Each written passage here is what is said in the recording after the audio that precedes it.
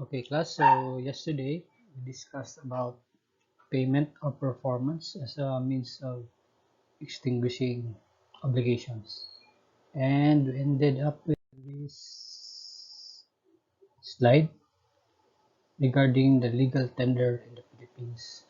Okay, just take note that coins 10 centavos or less is legal tender only up to 20 pesos, and 25 cents and above shall not exceed 50 pesos. And all coins, peso, and all the bills are valid for any amount as legal tender. Okay, so moving on. So sometimes class payment may be made by means of instruments of credit. Okay, you will appreciate this more in your law on negotiable instruments. For now, so promissory notes, checks, yung checks class ang familiar siguro ninyo, checks, cheque, bills of exchange, and other commercial documents, okay, can be given as payment, but they are not legal tender, and because they are not legal tender, you cannot compel the creditor to accept them. Okay, but the creditor may elect to accept, and when the creditor accepts them, the demandability of the original obligation is suspended until the creditor has encashed the instrument. Okay? So if the creditor tumanggap ng cheque, okay, yung obligation suspended muna until such time na ma-encash na yung check. Okay? Kasi yung commercial documents na ito, they are not actually payments yet until naging cash.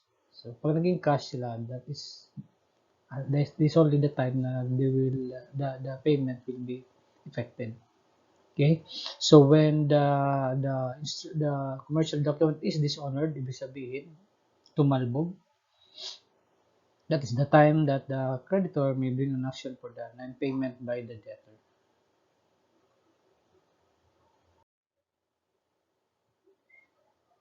In case of extraordinary inflation or deflation, the rule is kung ano yung value ng currency at the time of the establishment of obligation ay hindi magbabago.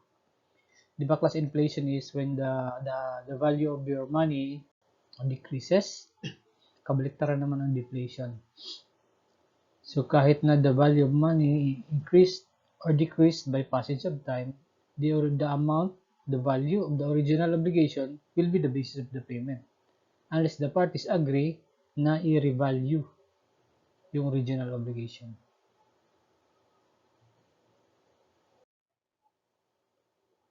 So, saan ba magbabayad si debtor? Okay. Number one, in the place designated in the obligation. Okay. Pag may napag-usapan kayo na lugar kung saan magbayad, doon kayo magkita ni debtor, ni creditor for the payment. If there is no express stipulation, and if the undertaking is to determine thing, the payment shall be made wherever the thing might be at the moment of the obligation was constituted. So if it is an obligation to give a determinate thing, kung nasaan yung thing, doon i-deliver yung thing. If the parties did not agree or did not stipulate on the place of the payment. In any other case, the place of the payment shall be the domicile of the debtor. Okay? Domicile class is actually parang residence pa rin yan ng debtor or the place of the debtor kung saan siya uh, nakatira. That is the domicile of the debtor. So if you have no stipulations kung saan magbayad, the presumption is doon sa domicile ng debtor, in which case, the creditor must go to the debtor to accept the payment. And if the debtor sumibat, okay, mali sa domicile in bad faith, so hahanapin siya ni creditor. So any expenses, additional expenses incurred by the debtor in finding where the debtor has gone, because in bad faith he left his domicile, all expenses shall be charged to that debtor in bad faith.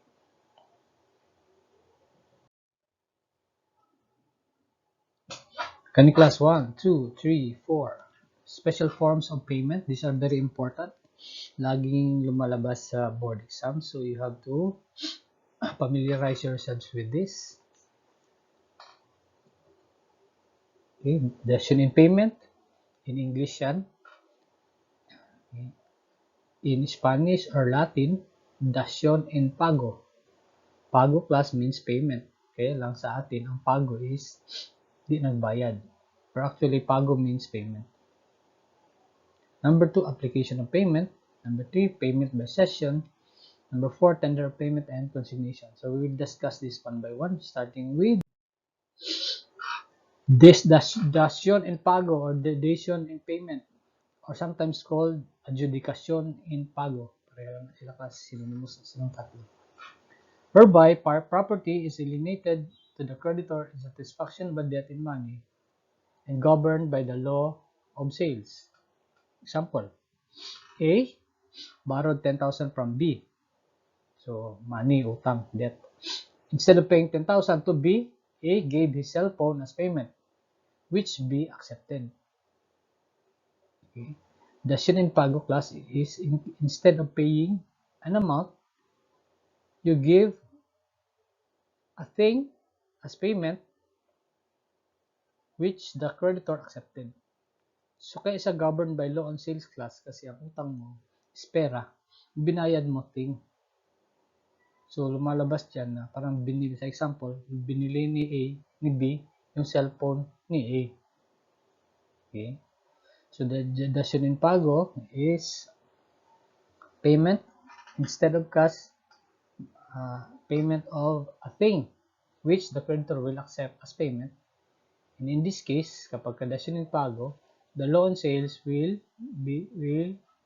take effect. Kaning law on sales class will be in your next subject sa law. I just know that yung utang in terms of money was paid by giving a thing. So parang binili niya yung thing. That is why the law of sales will govern the transaction. It's a form of payment pa rin class ha. And in which case, dahil nagbayad na siya ng cellphone, wala na yung the obligation will be extinguished. The next one is application of payments. Application of payments class is actually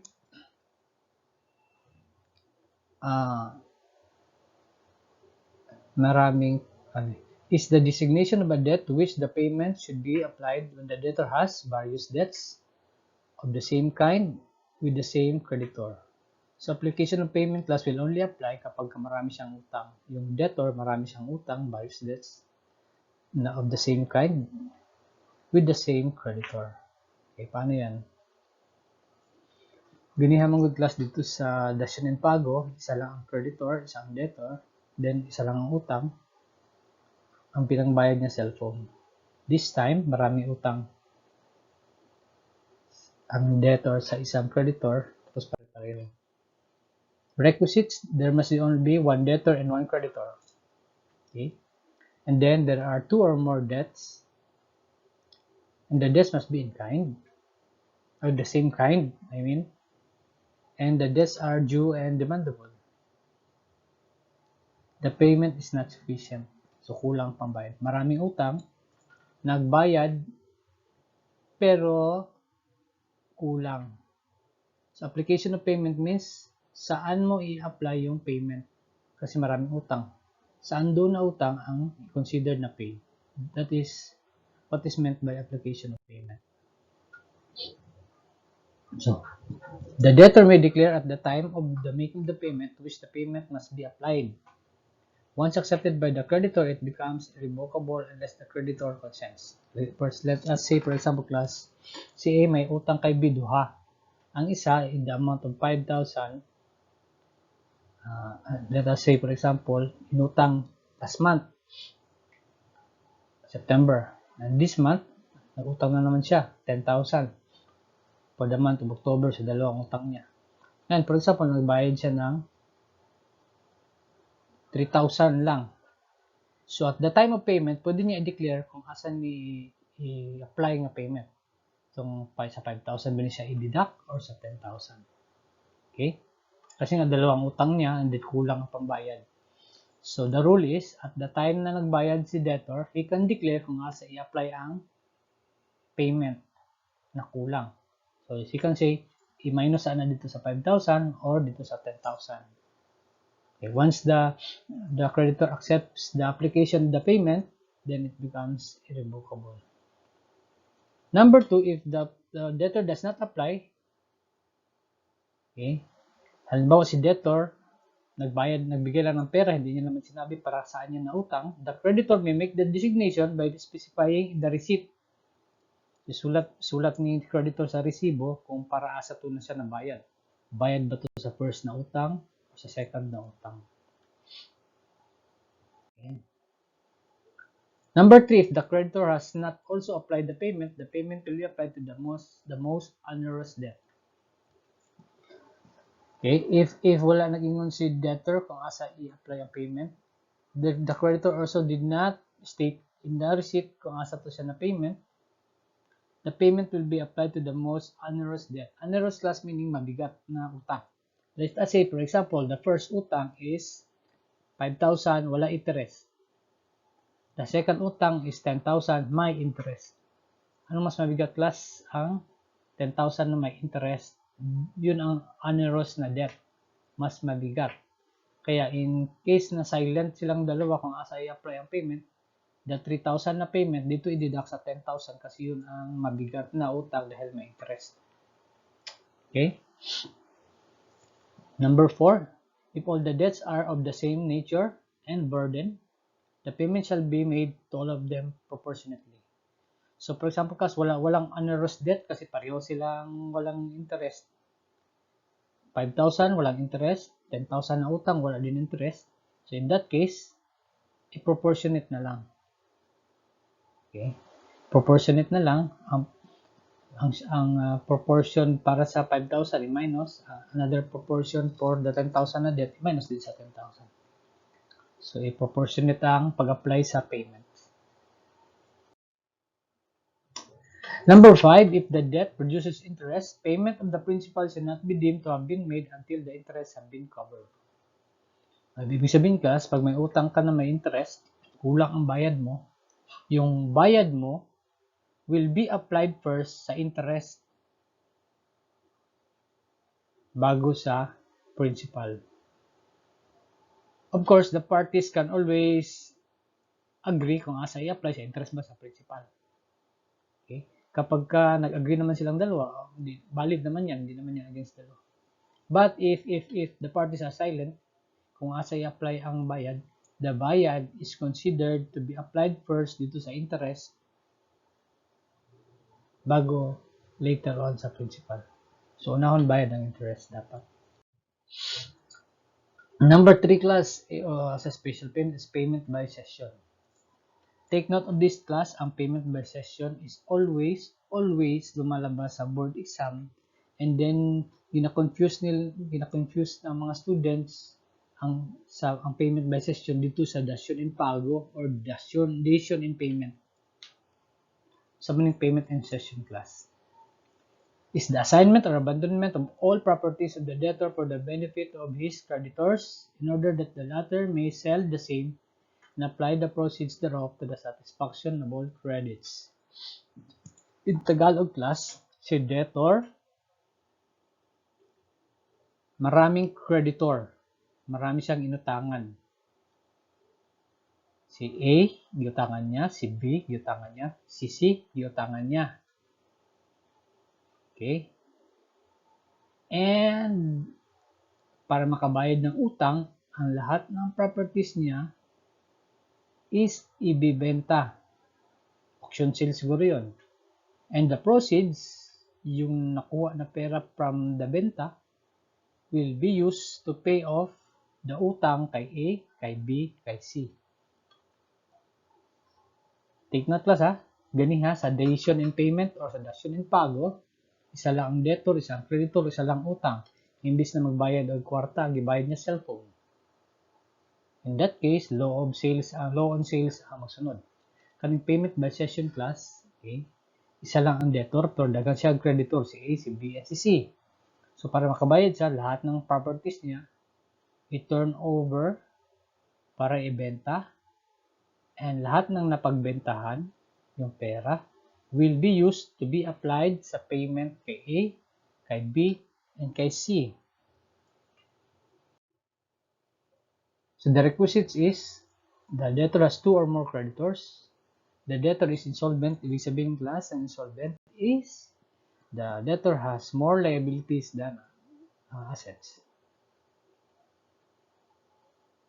Okay. It involves all the properties of the debtor, and the cession must be accepted by the creditors. Of course, the creditors must agree to the cession. Naibenta na lang yung properties para mapambayad sa creditor. So, the creditor must agree. Anong effect ng payment by cession? The creditors does not become the owners of the property class, ha? Kapag lahat ng properties ni debtor gi-turn over para ibenta, hindi magiging property ng creditors. Okay. Ulit, maraming utang si debtor, so lahat ng property niya tinurn over para ibenta, hindi para ibigay sa owners na pambayad. Hindi property ang pambayad. Ang property ibenta, kung ano yung proceeds, yun ang pambayad. Okay? So the debtor is still the owner of the property. There is no change of ownership from the debtor to the creditor insofar as the property is concerned. So the debtor is still liable if there is a balance. So if kulang yung pinagbentahan class, liable pa rin si debtor. Eh sir, paano kung wala na pera si debtor? O di umiyak na lang yung mga creditor, wala na sila magawa. So, kanina class, dasyon in pago versus payment by session. Okay. Ito always, lagi na lang, ginagawang pampagulo sa board exam, ang dasyon in pago at saka payment by session. Okay. So, sa dasyon in pago, 1 creditor. Sa payment by session, several creditors. Sa dasyon in pago, the debtor is not necessarily insolvent. Sa payment by session class, the debtor is insolvent. Kaya gikuha tanan niyang properties. Number 3, not all properties are involved in dasyon in pago. Yung sample natin, cellphone lang yung binayad. Hindi naman lahat ng properties ang binayad. Whereas sa payment by session, all properties are involved. Number 4, the creditor becomes the owner in dasyon in pago. Okay, class? Binayad yung cellphone. Yung cellphone, magiging property na ng creditor. Whereas sa payment by session, the properties kinuha hindi para maging pagmamayari na ng creditors, kundi para ibenta. Kasi ang pambayad talaga is yung proceeds sa sale. Number 5, there is novation in dasyon in pago. Naan yung payment by session? Novation, we will discuss this novation later on. Ibig sabihin sa novation class, ang yung utang imbis naging utang, naging sales. Okay, naging iba yung contract, novation, na change. Diba, dasyon in pago, pag nagbayad ka ng thing, imbis na pera, magko-cover na siya ng law on sales. Okay, from utang, naging sales. Kaya novation, nag-change ang contract. Whereas in payment by session, there is no novation, or there is no change in the obligation, or the contract.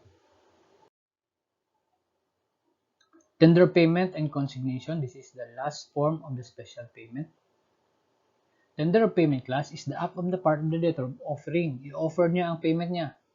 O, creditor, ito na yung bayad ko. That is tender of payment. Okay. When you say tender of payment class, that is the offer of the debtor to the creditor. I-offer niya ang thing or the amount due. Okay. Tender payment class, i-offer ni debtor kay creditor. Pag hindi tinanggap ng creditor is in mura aksipyende. So, pumapasok ang consignation class if the creditor will not accept the payment of the debtor, in which case, consignation will come in. Consignation class, from ang root word yan is consign. Kaya ayaw tanggapin ng creditor, the debtor can go to the proper court and deposit, consign the amount or the thing sa court para dito nakuha ni creditor. Para if i-accept ng court ang consignation, even if di pa nakatanggap ang creditor, the obligation will be extinguished. Para wala ng obligation si debtor to deliver or to pay. Kasi binigay niya na sa court. Ayaw tanggapin ni creditor eh. So, gideposit niya sa court. Once accepted by the court will declare na, oy, debtor, wala ka ng utang, wala ka ng obligation to deliver, the obligation is already extinguished. Okay? Bahala na si creditor, kunin niya dun sa court. Kasi ang general rule ng class, before ka mag-ato sa court para mag-consign, dapat mauna sa ang tender payment. I-offer sa nimo ang imuhang payment or ang thing ay mga delivery, offer sa nimo sa creditor. If dili niya i-accept, saka ka pa mag-ato sa court for consignation. Hindi pwede mag-register ka sa court para mag-consign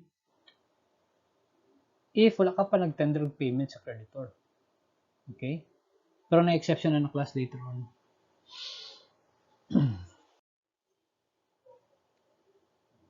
So, kani siya, may exception class. So, the general rule is mag-tender sa the debtor should first tender payment to the creditor. In the event that the creditor will not accept the payment, then i-consign niya sa court.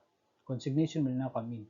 But there are cases, according to law, na that where previous tender payment is not required, pwede ka na mag-diretso sa court. Number 1, when the creditor is absent or unknown, or does not appear in the place of payment. Obviously, class, dahil hindi mo alam kung nasaan ang creditor, he cannot be located, you cannot tender your payment, of course. In that case, there is no need for tender payment. You can go to court for the consignation. Of course, you must prove to the court na hindi mo makita yung creditor. Number 2, when the creditor is incapacitated to receive the payment at the time the obligation is due. Siguro class, naging incapacitated yung creditor. Siguro nabuang siya, wala na sa sariling bait, o huwag ka na mag-tender of payment. Diretso ka na sa court. Doon mo i-consign para if na-cure na ang insanity sa creditor, siya nung sa court. Number 3, when without just cause, he refuses to give a receipt. Ayaw magbigay ng receipt. The debtor tender the payment. The creditor is willing to accept but he refuses to give a receipt. Tapos the debtor insists na may receipt. Ayaw magbigay talaga ng creditor, in which case, i-consign mo sa court. When 2 or more persons claim to the same right, okay, if dalawa ang nag-claim class na creditor, malibog na si debtor, asa siya magbayad, asa niya i-deliver ang thing. If 2 or more person claims, the best thing you will do is to go to court and consign the thing or the amount. Yung dalawang claimants, doon na sila i-prove nila sa court kung sino talaga ang rightful claimant. Okay? So, consignation ang proper doon. Number 5, when the title of the obligation has been lost. Title of the obligation class, ibig sabihin, may kasulatan ko yung siguro promissory note, and then nagsabot mo na if upon payment, ibalik ang promissory note, pero nawala ng promissory note. There is a danger na if you pay and it is accepted by the creditor, then later on, because the promissory note is not surrendered to you as the debtor, baka maningil na naman yan sa future. So, to be safe, you go to court and consign the payment so that the court itself will declare na nakabayad ka na, even if the title of the obligation has been lost. So, anong requisites ng consignation? Anong requirements? Number 1, there must be a valid debt na due and demandable. So tender payment must be made first, and the creditor refuse to accept without justifiable reason, and previous notice of consignation to persons interested in the fulfillment of obligations. I-inform po ng guarantors, mortgagee, solidary debtors, solidary creditors. I-inform po sila na nag-tender ka og payment. And then, wala i-accept ni the creditor, i-deposit mo sa court. Because these guarantors, mortgagees, solidary debtors, and solidary creditors have also have an interest in the fulfillment of the obligation. Kasi baka kasi sila na lang magbayad, hindi ka na mag-bother magpunta sa court for consignation. At sila na mag-accept. Okay, the consignation of the thing or sum due to the proper court. Okay, consign mo doon sa court. And then after mo na consign sa court, you notify again the interested parties na tuwa na sa court. Ikadua, i-notify klasa before consignation, i-notify ang interested parties like guarantors, mortgagees, solidary debtors, solidary creditors. Then, after na ma-consign sa court, you inform them again na nandun na sa court naka-consign. So, the expenses of the consignation shall be charged against the creditor because siya man ang may sala na hindi niya gitanggap. Okay? Once the consignation has been duly made, the debtor may ask the judge to order the cancellation of the obligation. So, si judge na mag-declare na the obligation is extinguished. Even if hindi pa natanggap ng creditor yung bayad kasi nasa court na. Si court na bahala. Before the creditor has accepted the consignation or before the judicial declaration that the consignation has been properly made, the debtor may withdraw the thing or sum deposited, allowing the obligation to remain in force. Of course, bago mag-order si judge na may proper na sufficient na consignation, the debtor can always withdraw the consignation. If nag-withdraw ni debtor ang consignation, then the obligation will still remain in force.